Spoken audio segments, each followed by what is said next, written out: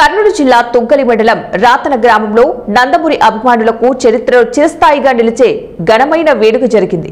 ఈ విగ్రహదాతలు తెరవాలి పార విశ్వనాథ్ పారప్రసాదు, తెలుగుదేశం పార్టీ నట సార్వభౌముడు, నటరత్న పద్మశ్రీ, తెలుగుదేశం పార్టీ వ్యవస్థాపకుడు, 2 రాష్ట్రాల మాజీ ముఖ్యమంత్రి విగ్రహ ప్రతిష్ఠ ఘనంగా నిర్వహించారు.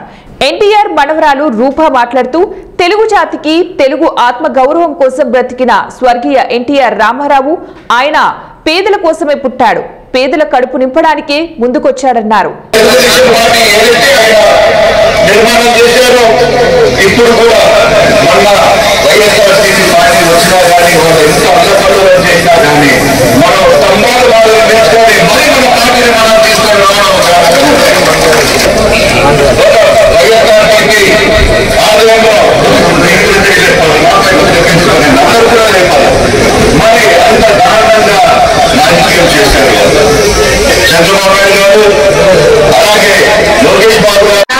బసవరామ తారకమ్మ గారికి పాదాభివందనాలు చేసుకుంటూ ఇక్కడ వేదికను అలంకరించిన పెద్దలకు, మా నందమూరి అభిమానులకు, టీడీపీ శ్రేణులకు, అట్లానే ఇక్కడ పట్టికొండ అన్నా తమ్ముళ్లకు, అక్క చెల్లెలకు, మా పోలీస్ శాఖకు పేరు పేరున నమస్కారాలు తెలియజేసుకుంటున్నాను.